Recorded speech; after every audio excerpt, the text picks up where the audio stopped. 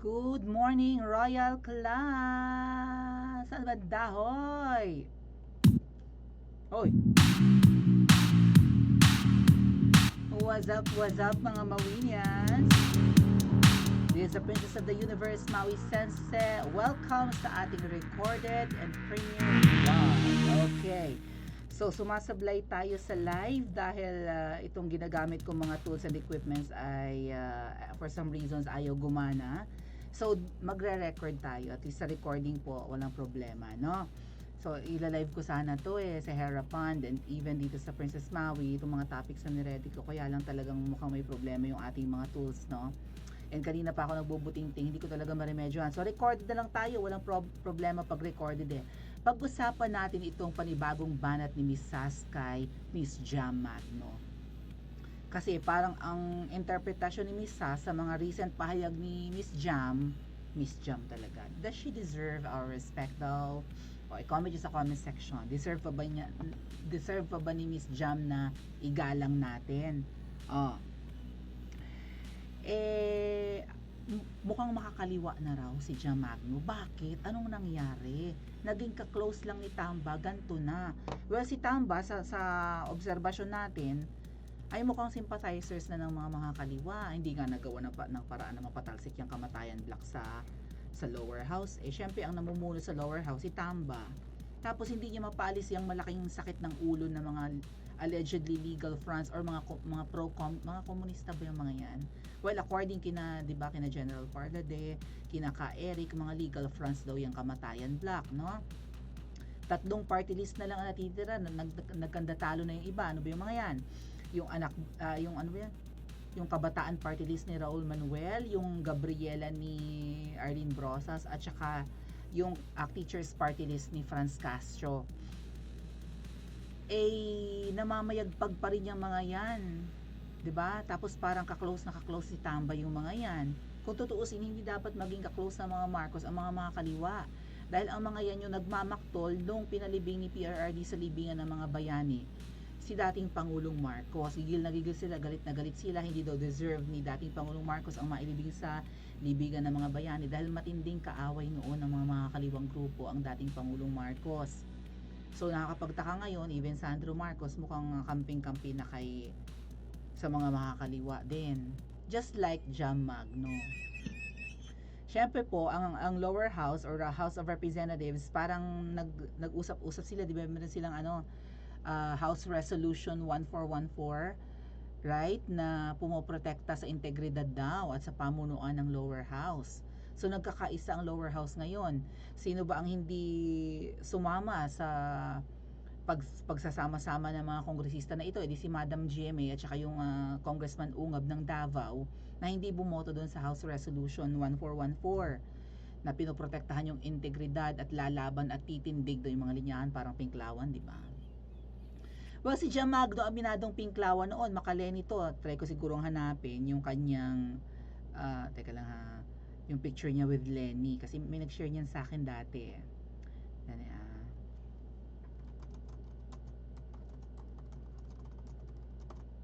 Baka mahanap ko, ipakita ko sa inyo. Ay, mga video. Kinukuyog-kuyog na rin ni Jam Magno noon si Lugaw, si Lenlen. Yeah, hindi ko makita. May picture yan si Jam Magno tsaka si Lenlen Wala, hindi ko mahanap talaga. I mean, nagsuscroll ako dito mga tet ko. Ipakita ko sa inyo yung mga pinagsuscroll ko dito. Hold on. Hindi ko mahanap. Pero there was a photo of Jam Magno shared to me by, sino ba nag-share nun? Ay, yeah, may nag-share sa akin ng picture na yun ni Jam at saka ni Lenny.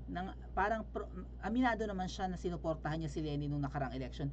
So, ibig sabihin, itong si Jam Magno ay hindi talaga pro-BBM.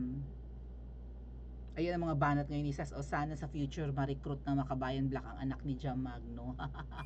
Kasi kaya ng sikmurain ni Jam Magno ngayon ang mga kaliwang grupo. And since hindi ko mahanap yung picture ni Jam Magno with ni BFF Lenny Lugaw. Wala namang masasabi sa akin, Lenny Lugaw si Lenlen, di ba? Nagagalit yung mga pinklawan dyan sa akin. Ay proud na proud naman si BFF Lenlen ko na nagpapalugaw siya noon na okay daw sa kanya yung tawag na Lenny Lugaw. Ito nga po yung shinare ni Jamagno na mga vlog ni shinare ni Miss Sas na mga vlog ni Jamagno, mga ate at kuya. Pakinggan natin. Ayan. Ha? Ano tong sinasabi ni Franz Castro noon? Siguro statement niya to, no? Kung ang Duterte administration, ang PNP, ang AFP at NTF-ELCAC ay talagang nagmamahal sa Pilipino, sila ang dapat magbaba ng armas, sabi ni Franz Castro. Laban sa mamamayang Pilipino. Sipin nyo na lang kung ang mga kung makikinig ang si PRRD dito, tsaka ang kapulisan. Kung ang mga kapulisan kasundaluhan natin ay magbababa ng armas o hindi hahawak ng baril, anong gagawin ng mga NPA? Ay di ba raratratin sila? So parang gustong mangyari ng mga makakaliwa, ang magiging sandatahang lakas na ng Pilipinas ay ang No People's Army. Army nga, di ba? Ang gusto yata ng mga makakaliwa ay ma-overthrow ang government. Sila ang totoong traidor. PBBM, ano ba itong mga nakapalibot sa'yo? Sambang-samba sa'yo? Kaibigan na ngayon ng pinsan mo. Oh, tapos ang kanilang mga gustong mangyari ay delikado sa Pilipinas, di ba? Pero may mga banat si Jamagno, mga ate at kuya, dito kay Franz noon. Tapos ngayon nasisikmura na daw niya. Kaya sabi nga ni Sas dito sa post niya, bahala na kayo kay Jamagno, sana ma-recruit ang anak mo in the future ng Makabayan Black. Anong mararamdaman mo, Jamagno, kung yung anak mo ay maging parte ng, maliit pa yata anak ni Jamagno eh. O, pakisagot si Sas. Paano kung maging miyembro ng Kabataan Party List ang anak mo, Jamagno? Ano ang mararamdaman mo? Or maybe ma-recruit lang talaga at mamundok ang anak mo. Total, nasisikmura mo ng mga kaliwa eh. Kasi ang mga kaliwa ay ka-close na ni Tamba. At si Jamagno ay staunch supporter ni Tamba ngayon. 'Di ba? Nakakapagtaka talaga ang ihip ng hangin ng iba ngayon, 'di ba? Pakinggan natin yung mga banat ni Jamagno dati kay Franz Castro. Paano po nanalo sa eleksyon si Representative Franz Castro ng ACT Party List? Paano po? Binoto? Di ba teacher yan? Huwag ka na po magturo, madam. Yung utak mo dapat, hindi dapat, Diyos ko Lord. You are an abomination. A bad example. Sasabihin mo talaga ang PNP at AFP na sige, okay. So, totoong nagmamahal sa Pilipinas, so yung gagawin natin sa mga terorista, yayakapin natin sila? Lalambingin? Yan ang suggestion mo, Representative Franz Castro? Kaloka ka, girl! Whatever you are smoking, madam, we don't want it. The Filipino people don't want it. At magsama po kayo, magyakapan po kayo ni VP Leni Robredo kasi pareho po ata kayo. Kung ano man yung sinisinghot nyo, madam, please, dyan lang po yan sa inyo. Okay, nakakatuwa yung mga banat niya dati, no? Kasi may itsura si Jam, may ganda naman, di ba? Oh, hindi nga lang au natural. Pero okay lang naman po yun kung hindi au natural ang ganda. Oh, pero nakakaaliw yung mga banat niya, sumikat si Jam Magno sa TikTok. Dahil nga po, ngayon ang TikTok parang gusto nang ipaban sa sa Pilipinas. Pabor ba kayo doon? Dahil namamayagpag din po ang mga DDS at mga bumabanat kay PBBM ngayon sa TikTok. Tapos yung TikTok ngayon, nabuking yung mga TikTokers na binayaran di umano ng 8,000. Na nangumisyon pa nga yung nag-hire sa mga TikTokers. Ginawa na lang 7K. Sabi ng mga TikTokers na nagpo-promote ngayon sa Administrasyong Kuting ay 7K lang daw yung na-receive nila kasi may commission daw yung nag-hire sa kanila. O yung kung sino man yung nagkumuha sa kanila para i-promote ang Administrasyong Kuting. Nakakaliw yung mga banat ni Jamagno dahil nga binabanatan niyo yung mga pinklawan dati, even yung mga makakaliwa. Ngayon iba na yung ihip ng hangin. Pakinggan natin ha. Ayan, Diyos ko po. Parang tumaba ka, Jama. Taba mo ngayon Anyway, lahat naman tataba, lalo pandemic. Teka. Ayan. Some stroke of miracle.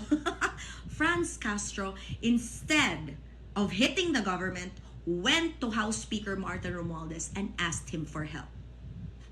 Tiyaw mo na, pwede palang ganon. Pwede naman palang humingi ng maayos na hindi bumibira. Trust me, muntik ako ma-heart attack nung narinig ko. So I wanted to also see if that was true. And totoo nga. So I was there in Balayan, Batangas when Franz Castro, Raul Manuel, and the rest of their ilk. Okay, Balayan, Batangas, kilala po yata sila sa bagoong Balayan at saka sa lechong Balayan, no? At least yung lechon ng Cebu at kung saan-saan pa. Meron ding lechong Balayan na sikat. Tsaka may bagoong Balayan. So, nandun daw si Jam Magno para makaharap yung mga makakaliwa. So, parang ang message niya dito ay pwede naman daw pala na imbis na bumanat sa gobyerno sina Franz Castro, yung mga kaliwa kanina, ay makipag-usap na lang. Parang daanin na lang sa diplomasya. Parang ganun yung gusto niyang sabihin, no?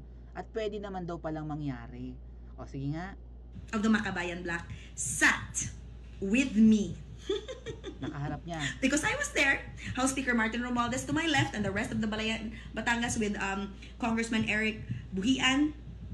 And with his So, beautiful bit wife siya was there ni in the table Romualdez. and with the people of the government representing the government kasi nagdala sila lahat ng tulong. B, hindi ko manguya yung napakasarap na lechon skin ng Balayan, Batangas nung time na yon. Hindi Balayan, Kasi hindi ko talaga Balayan. masikmura tong dalawang to eh. Pero alam mo, for House Speaker Martin Romualdez, I chewed and I swallowed. Why? Because I realized that this was what unity was all about. Kaya hindi ko talaga maintindihan that just because they took a photo, na nag-uusap-usap sila after the So, kumbaga, hindi niya masikmura, nakaharap niya sa lamesa daw yung mga makakaliwang grupo. Kaya lang, para kay Speaker Martin, 'di ba? She chewed and swallowed. Maybe her pride, hindi yung lechon na literal na binabanggit niya. Parang nilunok niya yung pride niya sa ngalan ng unity team. Kinaharap niya yung mga makakaliwa. Oh my God, bit-bit pala siya ni Speaker Martin sa mga lakad.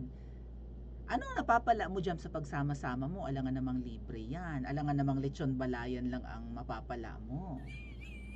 With Speaker Martin. You're from Mindanao, right? Taga malayo ka eh. Saan nga yun? Butuan City? O, ang layo mo. Tapos you flew to Luzon just to meet the people na makakaharap din ni Speaker Martin. Maybe there was a fiesta, kaya nguyang-nguya ka ng lechong Balayan na ang sarap-sarap nga niyan. Sabi mo hindi mo manguya dahil kaharap mo yung mga kaliwa. Kaya lang para kay Speaker Martin, kinaharap mo na rin yung mga makakaliwang grupo na yung binabanatan mo dahil ganun daw talaga ang unity team. This is what unity team is all about. So welcome kay Jam Magno na makipag-unite sa mga makakaliwa na kaharap pa niya sa lames. My girl, ano kaya sabi ng mga netizens, mga ate at kuya? Noong panahon, in love pa siya sa army. But now together again na ulit sila ng father ng anak niyang pulis. Baka naman si pulis malapit sa kalan, kaya ano ba yun? Di ba naghiwalay dati si Jam at saka yung asawa niya? Nagkabalikan? Magkano ba talaga, Jam? Pakisagot. Sana magalit si Jam Baluslos sa'yo, Sas, tapos titirahin ang mga tira-tira. Ano kaya ang lasa ng kainin nila, mga pinagsasabi nila noon? Di ba bumabanat nga si Jam, tapos ngayon nilunok niya ang lahat ng mga binanat niya kay Franz Castro. Sa ngalan ng prinsipyo, pakisagot ang tanong ng netizen na ito, Jam. Magkano ba talaga? Pakisagot. Magkano nga kaya, mga ate at kuya, ang lechon Balayan? Charot. I-comment nyo po sa comment section at mag-like and subscribe din po kayo. Bayad kaya si Jam Magno?